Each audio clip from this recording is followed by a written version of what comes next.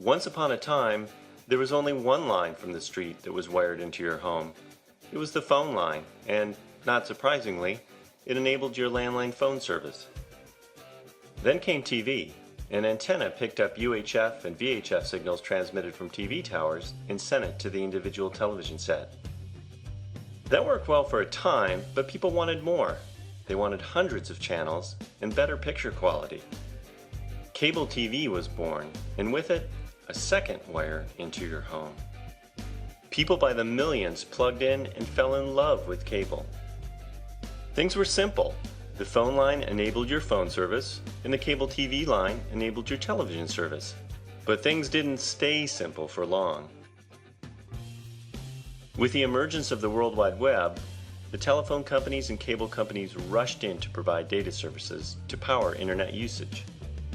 The cable versus DSL wars began, with telcos and cable operators battling it out to retain control of the critically important customer relationship. So it wasn't too surprising when the cable operators added phone service and began offering the so-called triple play of cable TV, high-speed internet, and digital voice services. Not to be outdone, the telephone carriers countered by adding TV to create a triple play of their own.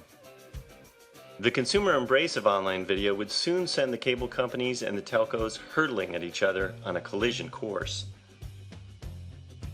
Fast forward to the present, consumers can now watch high-quality programming over the internet using free or low-priced over-the-top services from the likes of Hulu, Netflix, and Apple iTunes. This has led a lot of cable customers to cut the cable cord, more than 710,000 in the second quarter of 2010 alone. The cable companies, fearing more subscriber defections, have responded with a new concept. They'll still pipe hundreds of channels of cable programming to your TV set, but they'll also transmit it over the internet to all the other popular devices with which people watch video: laptops, tablets, and smartphones. The cable industry has dubbed this new service offering TV Everywhere. You may know it by one of its brand names like Xfinity by Comcast. But nothing comes for free. To enjoy TV Everywhere, you will still need to subscribe to a participating cable service and be authenticated on each of your devices. While cable companies work to move their content onto web devices, telephone companies are going in the other direction, putting web content onto TV. Why? Because the traditional phone business is in decline, as consumers switch their phone service to cable offerings or, worse yet, cancel their landline accounts and use their mobile phones as their primary phones. The telephone companies obviously need to replace that lost landline phone revenue and prevent customers from canceling other services or cutting the telephone cord completely.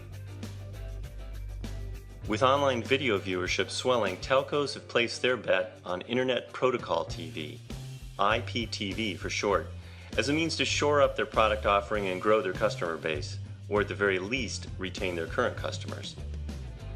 At its most basic, IPTV works by streaming television content over a private network to a set-top box that's connected to your TV. One of the biggest challenges for IPTV services is to match the picture quality of cable TV. It's far easier to deliver acceptable video resolution on the small screen of a smartphone than to reproduce HD-like resolution on a big screen TV. To match cable-like quality, IPTV providers rely on content delivery networks, or CDNs, that store content across a network of geographically distributed servers rather than one central location. So, for instance, when a request is made from Manchester, England to view a video that originates in Los Angeles, it can take a long time to cover that distance.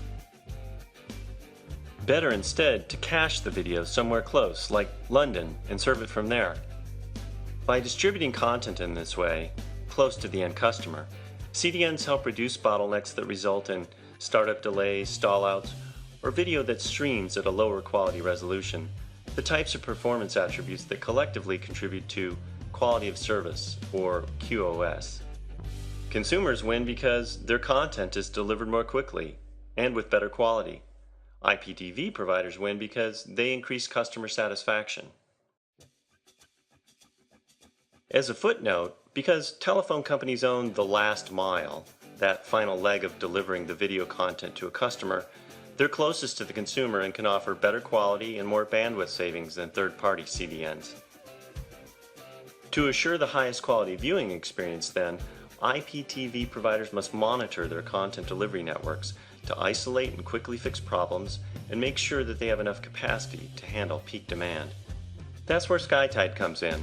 Our reporting and analytics solution helps IPTV operators, CDNs, ISPs, and content providers to measure every aspect of their operations: quality of service, capacity planning, billing, content management, and more. So what is IPTV?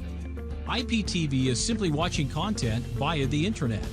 This includes live, delayed, and recorded content. Many companies are now offering this service that allows the user to watch TV content on any device. You may be familiar with a few of these names, such as Dish Anywhere or Comcast Xfinity. IPTV not only allows you to watch live content, but also allows the user to view time-shifted content and video on demand. This means that you can watch an episode of your favorite program after it's aired on live TV. Current content providers include Hulu and Netflix. IPTV typically requires a set-top box to transcode and display content. However, many apps are in development, and with smart TVs getting smarter, a set-top box may no longer be needed in the future.